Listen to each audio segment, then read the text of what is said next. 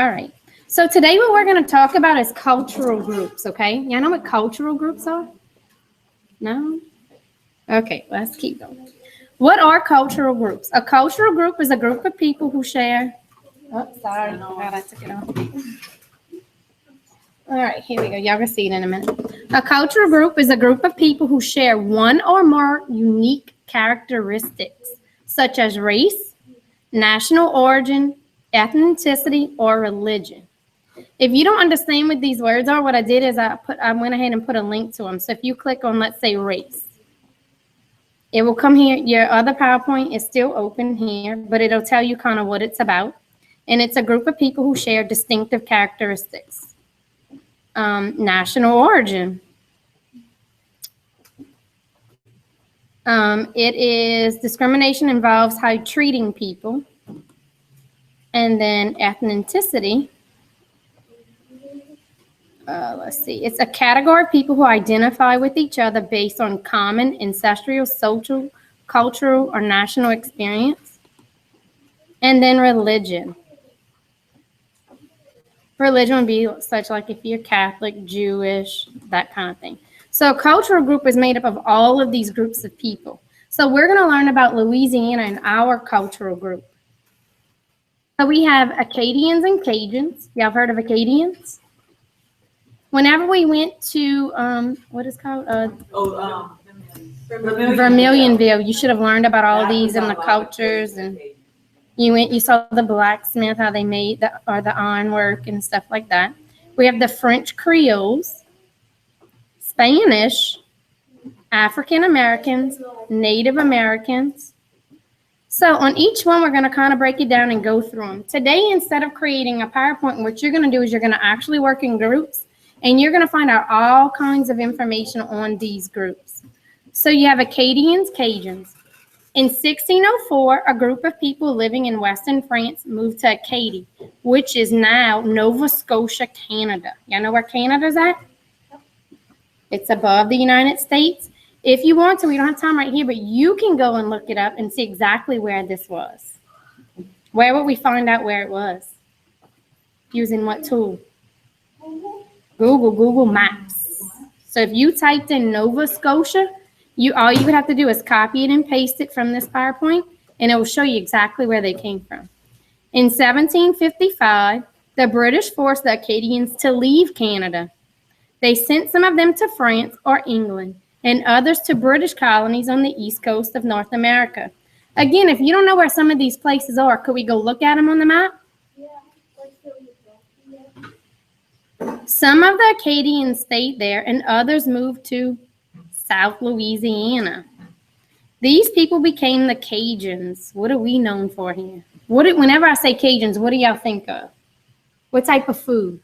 Seafood. Seafood. That's what we think of. What else we think of? When people come from up north and they come down to us, guess what they think? Some people are almost scared of our food. What kind of flavor does it always have? Spice. Spice, yes.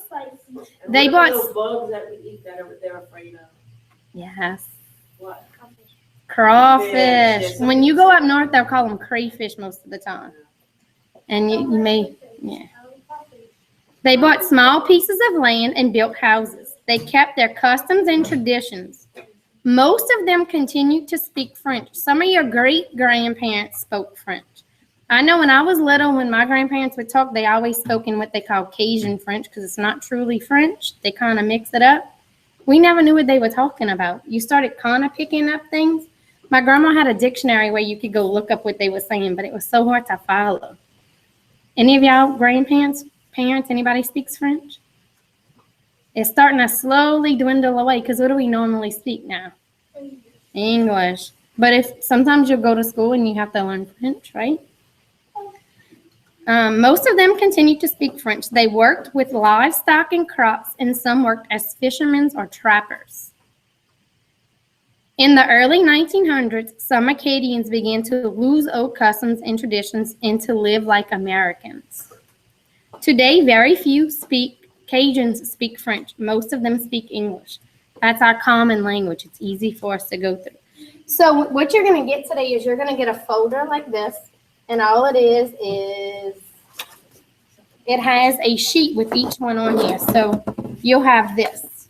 You're going to write or draw anything that you know about, but you're going to get up in groups and up to 3 to 4 people. You can have less, but if you want to work on your own, that's fine. And then we're going to take pictures and we're going to show you how to submit it to your God. But today we're going to do it paper or pencil kind of style. Do y'all have pencils? I bet you they don't have. Yeah.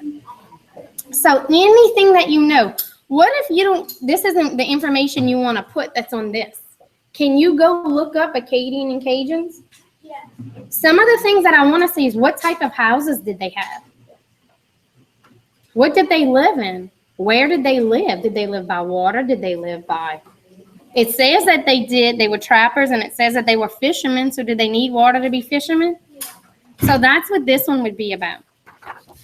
And each one that we go over is going to have its own sheet. I'm going to show you how to put them into the PowerPoint if you want to take a picture of your page and put it in. But if you rather do something, if you rather just have it like this, that's fine. All right, Spanish. Spain controlled Louisiana colony from 1763 to 1802. People from Spain and other Spanish colonies such as Haiti and Cuba moved to Louisiana. Many Africans came to Louisiana during this time, either as slaves or as free men. So now we're going to talk about African Americans, which you have a page on each one. Many Africans came to Louisiana as slaves and worked on the sugar and cotton plantations. What's a cotton plantation?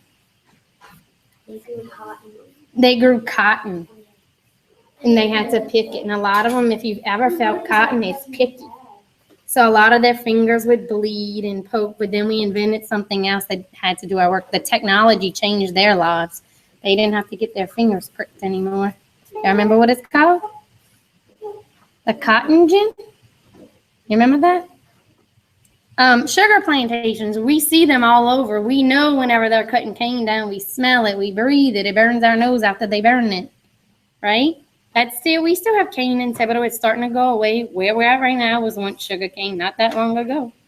Some Africans came as freemen, also meaning no one owned them. They didn't have to work for somebody else.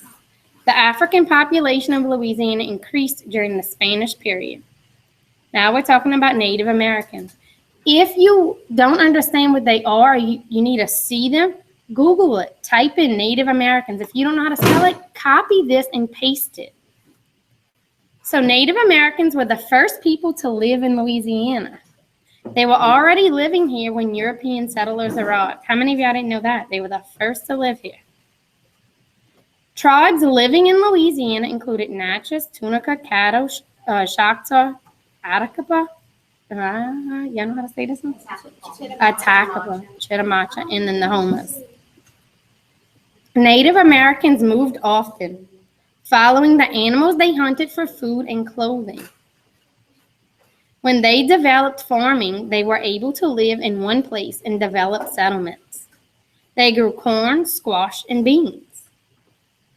They helped European settlers by showing them how to grow their crops.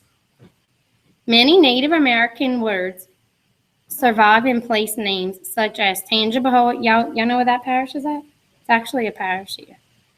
If you ever use GPS and they try and say these names, it's really funny.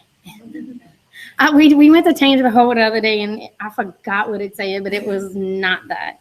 The Caddo, the Homa Bayou is a Native American word.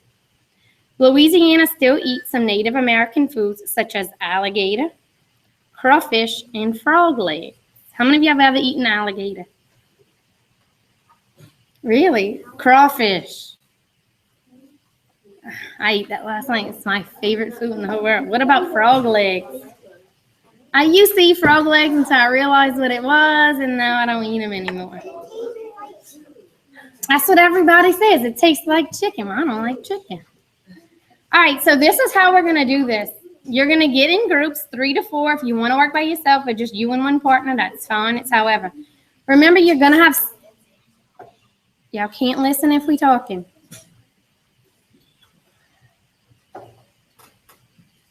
We done? I want to make sure y'all listen because I don't want y'all to be confused. So you can have as many as 3 to 4 groups. You're going to place all the information you know about each group. You still, even though I gave you information, you'll have this PowerPoint, go look up information that's important to you that you're going to remember. Can you draw a house?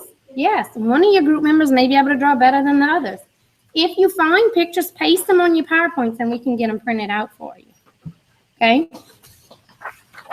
So all that you know, anything that you can fill up the front, you can fill up the back, put it all over. It doesn't have to be in a pretty format. It doesn't matter. So these are the questions that you need to answer. Where did they live? What type of house did they live in? What did they eat? What did they do for a living?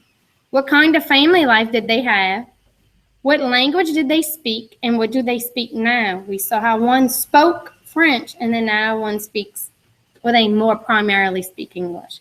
You can draw pictures. Do you have to? No, but if they were sugarcane farmers, could you draw sugarcane? If they were farmers and had cattle or something like that, could we draw that? Absolutely.